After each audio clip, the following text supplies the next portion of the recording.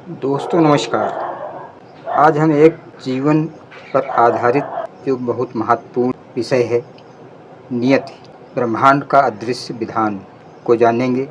मानव जीवन अनादिकाल से रहस्यों से घिरा रहा है। जन्म क्यों होता है, मृत्यु के बाद क्या होता है, हमारे कर्मों का परिणाम कौन तय करता है। हम प्रयास तो करते हैं लेकिन हर बार मनोकूल फल क्यों नहीं मिलता। इन प्रश्नों के उत्तर खोजते खोजते ऋषियों ने जिस सत्य को जाना है उसे नियति कहा। नियत को सरल शब्दों में कहें तो यह जीवन की पूर्व निर्धारित दिशा है, वो अदृश्य शक्ति जो समय, कर्म और परिस्थितियों को एक सूत्र में पिरोकर जीवन का ताना बाना बुनती है। संस्कृत में नियत शब्द का अर्थ होता है निश्चित, स्थिर, तय। उसी से बना है नियत। नियत वो शक्ति है जो सृष्टि के प्रत्येक कण को संचालित करती है। यह समय का नियम है, यह कर्म का परिणाम है, ये ब्रह्मांड का अटल विधान है। नियत से भागकर कोई बच नहीं सकता क्योंकि यह स्वयं ईश्वर की योजना है। बहुत से लोग नियत को भाग्य से जोड़ देते हैं, पर दोनों में सूक्ष्म अंतर है। भाग्य अक्सर कर्म और संचित पुण्य पाप का फल माना जाता है। नियत केवल फल नहीं बल्कि उस फल तक पहुँचने की अनिवार्य प्रक्रिया भी है। उदाहरण के लिए, यदि किसी बीज से वृक्ष उगना नियत है तो उसका अंकुरण, विकास और फल देना भी उसी विधान का हिस्सा है। वेदों ने नियत को कभी ऋत कहा गया, जिसका अर्थ है ब्रह्मांड का सनातन नियम। उपनिषद कहते हैं यथा कृत्यम लोकम नियच्छति, अर्थात मनुष्य अपने कर्मों के अनुसार जिस लोक में जाना है उसी ओर नियत उसे ले जाती है। पुराणों में भी अनेक प्रसंग नियत की अपरिहार्यता दर्शाते हैं। महाभारत नियत का सबसे बड़ा ग्रंथ है।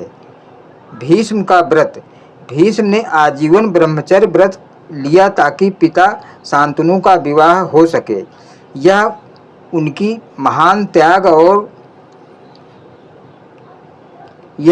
महान त्याग भावना थी, किंतु परिणाम कुरुवंश का भविष्य उलझनों में फंस गया। नियत ने उनके निर्णय को स्वीकारा और आगे चल वही महाभारत युद्ध का एक कारण बना। अभिमन्यु का वध, अभिमन्यु वीर था पर चक्रव्यूह से बाहर निकलने का ज्ञान उसे अधूरा मिला। नियत ने ऐसा विधान किया कि वही अधूरापन उसके वीर गति का कारण बना। कृष्ण का उपदेश, कृष्ण ने गीता में कहा कर्मण्यो अधिकारस्तु मा फलेषु कदाचन, अर्थात मनुष्य का अधिकार केवल कर्म है, फल पर नहीं, क्योंकि फल तो नियत और ब्रह्मांडी विधान पर आधारित है। रामायण में भी नियत का गहरा प्रभाव है। दशरथ राम को राजा बनाना चाहते थे, पर कैकेयी की 2 वरदानें नियत का खेल थीं। राम का वनवास, सीता हरण और रावण वध सब पूर्व निर्धारित घटनाएं थी। स्वयं राम ने कहा नियत से बढ़कर कोई शक्ति नहीं। नियत और कर्म, यहाँ एक बड़ा प्रश्न उठता है, यदि सब कुछ नियत से तय है तो कर्म का क्या मूल्य।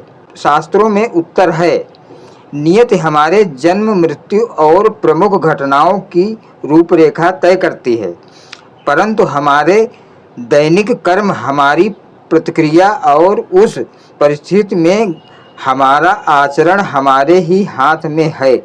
यानी नियत पृष्ठभूमि है, पर पटकथा लिखने का अवसर मनुष्य के पास है।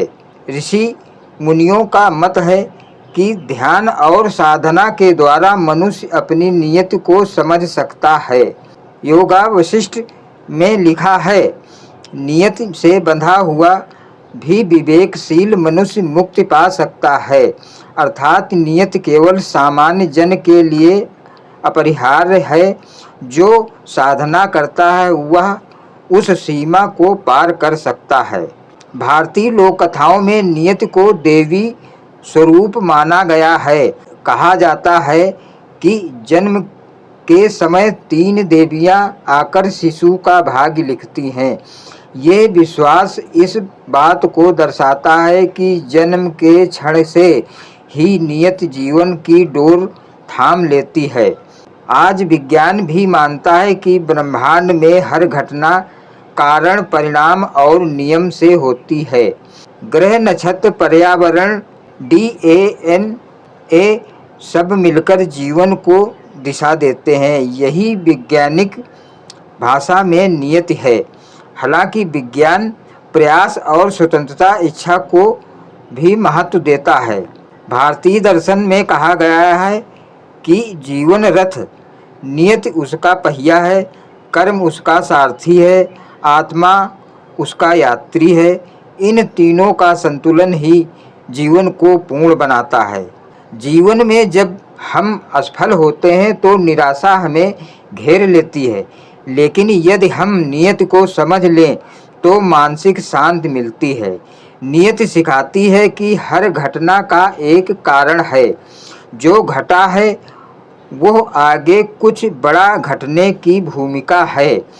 धैर्य और स्वीकार भाव ही जीवन की सबसे बड़ी शक्ति है। नियमित वो अदृश्य धागा है नियति वो अदृश्य धागा है जो जन्म और मृत्यु के बीच हर क्षण को पिरोता है। ये हमें बांधती भी है और सिखाती भी है। कर्म और प्रयास हमारे हाथ में है, किंतु परिणाम नियति के विधान से तय होते हैं। रामायण, महाभारत, वेद, पुराण सभी यही कहते हैं कि नियति से कोई बच नहीं सकता, परंतु विवेक और साधना से मनुष्य उसे पार भी कर सकता है। यही नियति का गूढ़ रहस्य है, जीवन का अनिवार्य सत्य और ब्रह्मांड का शाश्वत नियम। उम्मीद है कि यह जीवन का एक सत्य आपकी समझ में आया होगा। अगर आपको अच्छा लगे लाइक, सब्सक्राइब और शेयर करें। धन्यवाद दोस्तों।